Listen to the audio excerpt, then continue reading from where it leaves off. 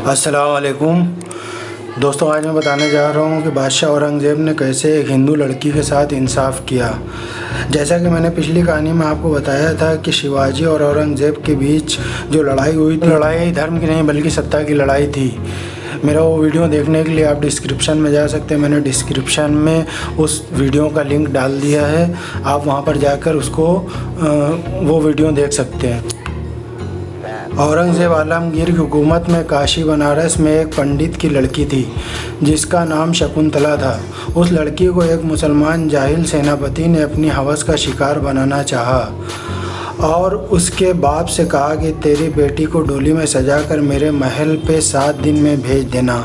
पंडित ने यह बात अपनी बेटी से कही। उनके पास कोई रास्ता नहीं था और पंडित से बेटी ने कहा कि 1 महीने का वक्त ले लो, कोई भी रास्ता निकल जाएगा। पंडित ने सेनापति से जाकर कहा, मेरे पास इतने पैसे नहीं हैं कि मैं 7 दिन में सजाकर लड़की को भेज सकूं, मुझे महीने का वक्त दो। सेनापति ने कहा, ठीक है, महीने के बाद भेज देना। पंडित ने अपनी लड़की से जाकर कहा, वक्त मिल गया है। अब लड़की ने मुग़ल शहज़ादे का लिबास पहना और अपनी सवारी को लेकर दिल्ली की तरफ निकल गई। कुछ दिनों के बाद दिल्ली पहुंची। वो दिन जुमे का था और जुमे के दिन हज़रत औरंगज़ेब आलमगीर नमाज के बाद जब मस्जिद से बाहर निकलते तो लोग अपनी फरियाद एक चिट्ठी में लिखकर मस्जिद की सीढ़ियों के दोनों तरफ खड़े रहते। औरंगज़ेब आलमगीर वो चिट्ठियाँ उनके हाथ से लेते जाते और फिर कुछ दिनों में फ़ैसला इंसाफ फरमाते। वो लड़की शकुंतला भी इस कतार में जाकर खड़ी हो गई। उसके चेहरे पे नकाब था और लड़के का लिबास ड्रेस पहना हुआ था। जब उसके हाथ से चिट्ठी लेने की बारी आई तब हज़रत औरंगज़ेब ने अपने हाथ पर एक कपड़ा डालकर उसके हाथ से चिट्ठी ली। तब वो बोली, महाराज मेरे साथ ये नाइंसाफ़ी क्यों? सब लोगों से आपने सीधे तरीके से चिट्ठी ली और मेरे पास से हाथों पर कपड़ा रख कर। तब हज़रत औरंगज़ेब आलमगीर ने फरमाया कि इस्लाम में गैर महरम पराई औरतों को हाथ लगाना भी हराम है और मैं जानता हूँ तो लड़का नहीं लड़की है। शकुंतला बादशाह के साथ कुछ दिन तक ठहरी और अपनी फरियाद सुनाई। बादशाह हज़रत औरंगज़ेब आलमगीर ने उससे कहा, बेटी तू लौट जा, तेरी डोली सेनापति के महल पहुंचेगी अपने वक्त पर। शकुंतला सोच में पड़ गई कि ये क्या। वो अपने घर लौटी और उसके बाप पंडित ने पूछा, क्या हुआ बेटी? तो वो बोली, एक ही रास्ता था, मैं हिंदुस्तान के बादशाह के पास गई थी, लेकिन उन्होंने भी ऐसा ही कहा कि डोली उठेगी।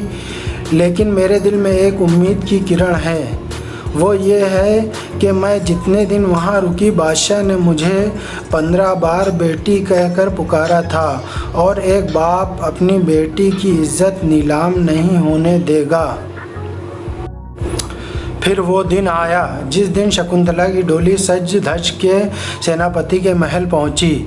सेनापति ने डोली देख के अपने अय्याशी की खुशी फ़कीरों को पैसे लुटाना शुरू किया। जब पैसा लुटा रहा था तब एक कंबल पोश फ़कीर जिसने अपने चेहरे पर कंबल ओढ़ रखा था, उसने कहा, मैं ऐसा वैसा फ़कीर नहीं हूँ, मेरे हाथ में पैसे दे।